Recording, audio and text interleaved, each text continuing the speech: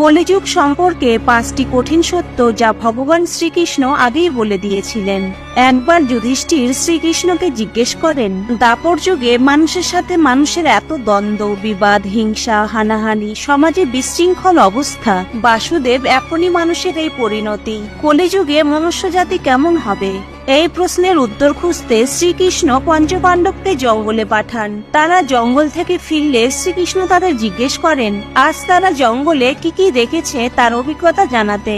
প্রথমে যুধিষ্ঠির বলেন, আজ আমি জঙ্গলে অদ্ভুত রকম দুটো সুরওয়ালা হাতি দেখেছি। এমন আশ্চর্য জীব আমি আগে কখনো দেখিনি। শ্রীকৃষ্ণ যুধিষ্ঠিরকে বলেন, কলিযুগে এমন লোকের রাজত্ব হবে যারা দুদিক থেকেই শোষণ করবে। তারা মুখে বলবে এক কথা আর মনে মনে ভাববে আর এক। তাদের মুখে থাকবে মিষ্টতা আর পশ্চাতে করবে সর্বনাশ।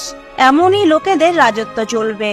এরপর অর্জুন শ্রীকৃষ্ণকে বলেন, আমি জঙ্গলে যা দেখেছি তা তো এর থেকেও বেশি আশ্চর্যজনক। আমি দেখেছি একটি পাখির ডানায় বেদ লেখা ছিল, কিন্তু সে মাংস ভক্ষণ করছিল। শ্রীকৃষ্ণ বলেন, এই একই রকম মানুষ কলিযুগেও থাকবে, যাদের অনেক জ্ঞানী বলা হবে। তারা জ্ঞানের চর্চা তো করবেন, কিন্তু তাদের আচরণ রাক্ষসের ন্যায় হবে। তারা অনেকেই সমাজে বড় পণ্ডিত ও বিদ্বান রূপেই পরিচিত হবে, কিন্তু তারা বেশিরভাগই এই অপেক্ষায় থাকবে কোন মানুষ আগে মরবে আর তার সম্পত্তি, সংস্থা বা পদ তার হবে। যত বড় ব্যক্তি হোক না কেন, তার দৃষ্টি সর্বদা ধন সম্পদ ও অন্যের পদের দিকেই থাকবে। এরপর ভীম বলেন, আমি দেখেছি একটি গরু তার বাছুরকে এতটাই চাটছিল যে বাছুরটি তার মায়ের মমতায় রক্তাক্ত হয়ে গিয়েছিল। কিন্তু বাসুদেব সন্তানের প্রতি মায়ের এই কেমন স্নেহ ছিল। শ্রীকৃষ্ণ ভীমকে বলেন, কলিযুগে কিছু মায়ের স্নেহ তার সন্তানের প্রতি এতটাই বেড়ে যাবে যে সেই সন্তানটির যথার্থ বিকাশই হবে না। সন্তান তার কর্মজীবনে প্রকৃত সংঘর্ষে মেরুদণ্ড সোজা রাখতে পারবে না, বহির্জগৎকে বুঝতে শিখবে না, সাংসারিক খুঁটিনাটি সংকীর্ণতায় আচ্ছন্ন হয়ে থাকবে, জীবনের প্রকৃত লক্ষ্য কিংবা উদ্দেশ্য থেকে দূরে থাকবে। এরপর নকুল বলেন, আমি বনের মধ্যে 7টা কুয়ো দেখেছি, কিন্তু আশ্চর্যের বিষয় হলো একই জায়গায় অবস্থান করেও বাকি 6টি কুয়োতে জল থাকলেও একটি কুয়োতে কোনো জলই ছিল না। এর অর্থ কি?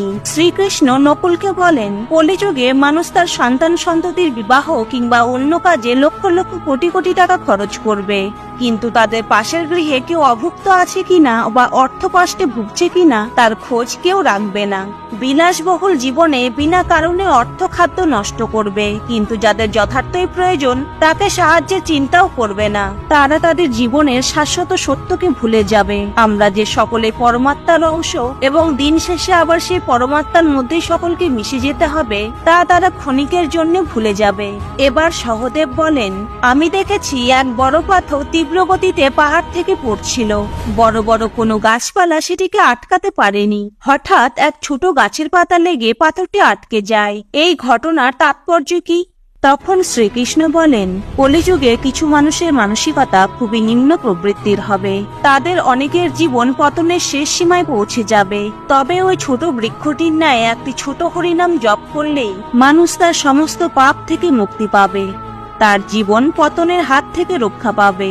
বন্ধুরা, মহাভারত সময়ে ভগবান শ্রীকৃষ্ণ যে 5টি কঠিন সত্য বলে গিয়েছিলেন তা আজ কলিযুগে আমরা পদে পদে লক্ষ্য করছি। এমন ভিডিও পেতে প্লিজ ফলো করে সাপোর্ট করুন। Thank you.